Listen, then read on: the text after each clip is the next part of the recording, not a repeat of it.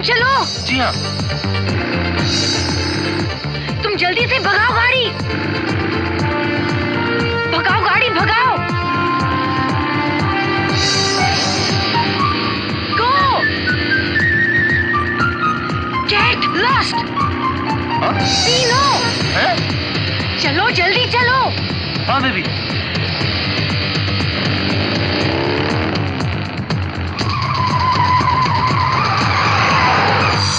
वहां पे गाड़ी रोक दो। तीनों तुम एयरपोर्ट चले जाओ। चलो जाओ जाओ। हाँ ठीक है।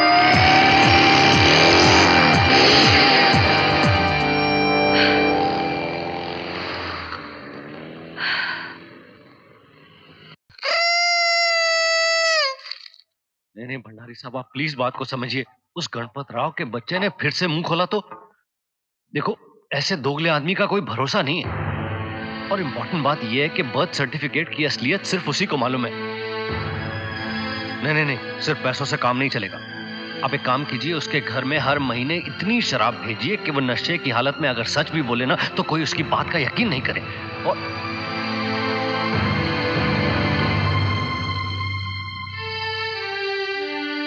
तुम कब आए? तुम्हारी गाड़ी की आवाज ही नहीं सुनी। किससे बात कर रहे थे आप? वो अपने भंडारी साहब है ना, उनका एक दोस्त है गणपत राव। उसकी गणपत राव भंडारी का दोस्त नहीं, एक म्युनिसिपल क्लर्क है।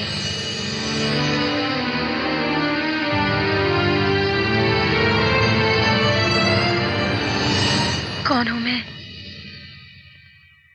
कैसी बातें कर रही हो? तुम मेरी बेटी हो? क्या हो गया तुझे? कौन हूं मैं? कौन है तू? तू मेरी बेटी है।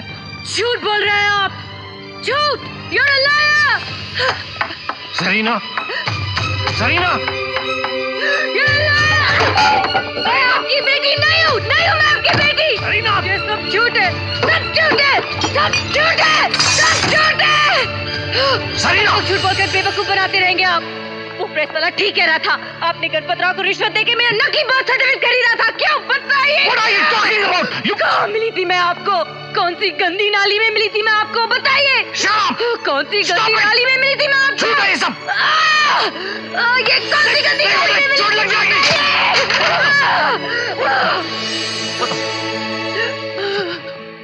सब बता दो प्लीज, प्लीज।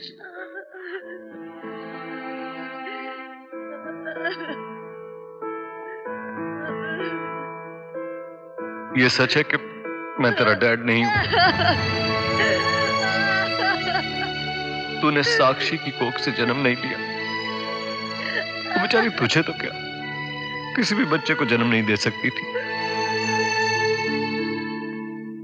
डॉक्टरों ने उसे जवाब दे दिया था। सिर्फ 6 महीने। और जाने से पहले वो अपनी आखिरी इच्छा पूरी करना चाहती थी। अपना देखा हुआ इकलौता सपना पूरा करना चाहती थी, मां बनने का सपना।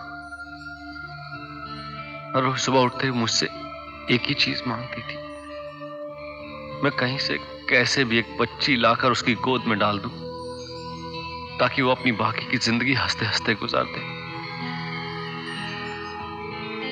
उसी समय फादर जोसेफ हमारे पास आए। वो ऊटी से अक्सर हमारे पास अपने अनाथ आश्रम के लिए चंदा लेने आया करते थे। उन्होंने हमें तुम्हारी तस्वीर दिखाई।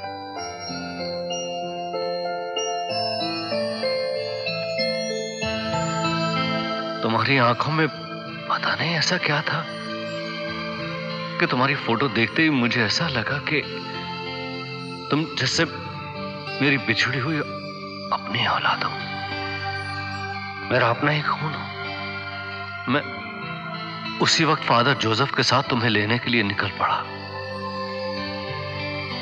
तुम्हें पहली बार साक्षी की गोद में डालने का सुख मैं आज भी नहीं भुला सकता।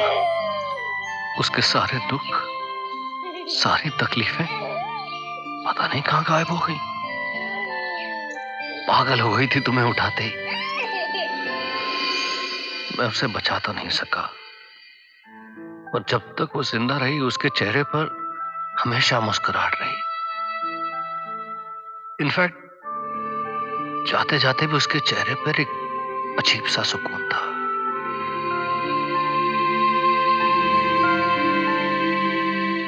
उसके बाद मैंने कभी अपने आप को भी याद नहीं दिलाया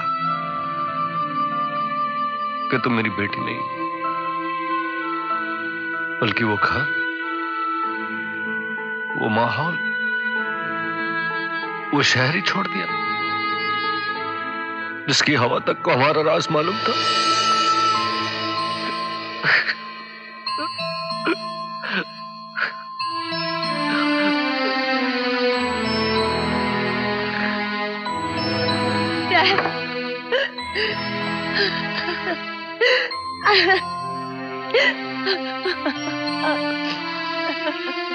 आज के बाद ये बात तुम्हारा हमारी जिंदगी में कभी नहीं होगी।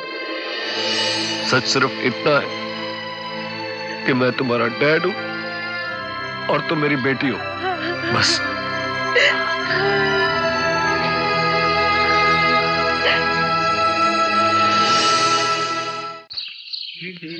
जल्दी निकल रहे हैं। हाँ।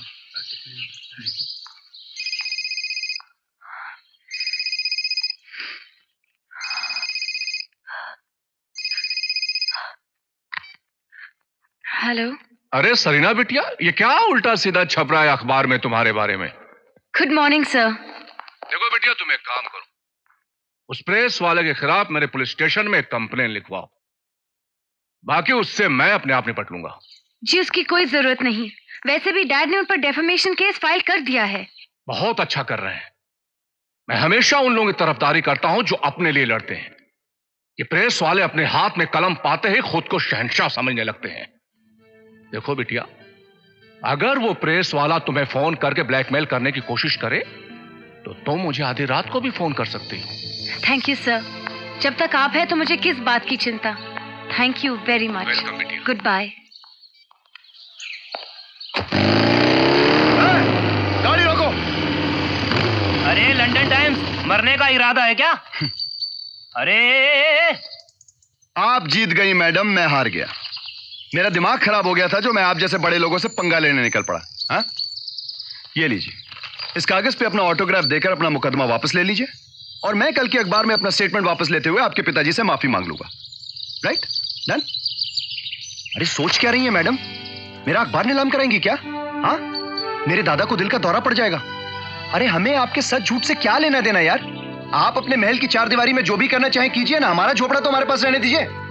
गाड़ी चलाती हो। देखिए मैडम, हम पत्रकारों से पंगा मत लीजिए। हाँ, आपको क्या लगता है मुझे मालूम नहीं है वो गणपत राव बार बार आपको बेबी बेबी करके क्यों सिर पे चढ़ा रहा था? अरे आपके बाप ने उस दड़ियल को बेच के पैसे ठूस दिए थे उसके मुंह में। गाड़ी चला दीनो। देखिए, मैं आपके घर के आगे धरना लगा के बैठ जाऊंगा, भूख हड़ताल कर दूंगा, आमरण अनशन कर दूंगा। हाँ, और पूरी दुनिया को चिल्ला चिल्ला के बता दूंगा कि दीवान साहब ने दीवान साहब मेरे डैडी और मैं उनकी बेटी हूँ, बस। चला।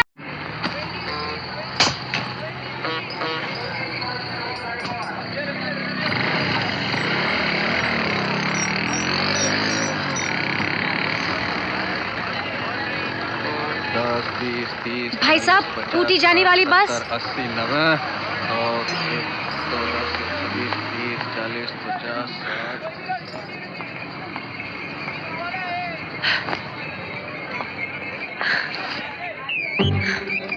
सुस्वागतम। वेलकम अबॉर्ड। जिन यात्रियों ने अपनी इंडियन एयरलाइंस की उड़ान रद्द कर दी है, महाराष्ट्र पर्यटन विभाग उनका हार्दिक अभिनंदन करता है। हमारा वाहन किसी की टूटी फूटी तकदीर की तरह उबड़ खबड़ रास्तों से गुजरता हुआ आपको अपनी मंजिल तक पहुंचा ही देगा। कंडक्टर साहब, ऊटी के लिए अगली बस कब निकलती है? कल। यात्रियों से निवेदन है कि अपनी सीटों पर बैठ जाएं, क्योंकि अब तक इंडियन एयरलाइंस का विमान भी उड़ चुका होगा। अब तक तो आप समझ गई होंगी ना, हम पत्रकारों से पंगा लेना इतना आसान नहीं है। हाँ, जो जासूसी कहानियां आपने पढ़ी हैं वो हमने भी पढ़ी हैं। ये सब किस्से पुराने हो चुके हैं।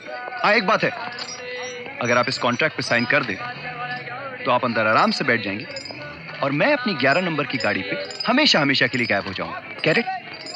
हाँ? कंडक्टर साहब, ये लफंगा मुझे परेशान करने के लिए यहाँ तक पहुँच गया। प्लीज इसे अंदर घुसने मत अरे दीजिए। कैसी बातें कर रही हैं आप? कंडक्टर साहब का दिमाग खराब हो गया जो मुझसे पंगा लेंगे? हाँ? हथकड़ी लगवाएंगे क्या इनको? अरे अच्छी तरह से जानते हैं ऐसा करना गुनाह है। और ये जो टिकट है ना, ये टिकट लेके यात्रा करना हर नागरिक का जन्म सिद्ध अधिकार है। जितने पैसे आपने दिए उतने पैसे मैंने भी दिए हैं। हाँ। आप भी क्या याद करेंगे आपका किस कमाल के आदमी के साथ पाला पड़ा था। अब देखिए, आपका साया भी आपका पीछा छोड़ देगा, लेकिन जय भारद्वाज नहीं। वो कहते हैं ना आपकी भाषा में, all is fair in love and war, this is war.